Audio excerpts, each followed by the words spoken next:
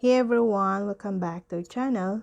Today I'm gonna show you how to upload videos to X or Twitter. It's possible to upload videos to X for your followers to see. You can also save videos from X. Here's how to post videos on X through X mobile app. First, in the X mobile app, tap the new tweet icon or the plus icon, and then tap the picture or photos icon and select the video you want to upload. Type the tweet you want to accompany the video, then tap tweet.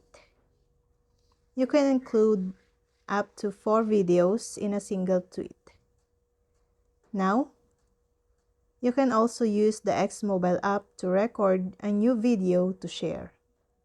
On the X mobile app, tap the new tweet button or the plus icon, then tap the camera icon, and note, give the app permission to use your camera and microphone to use this option.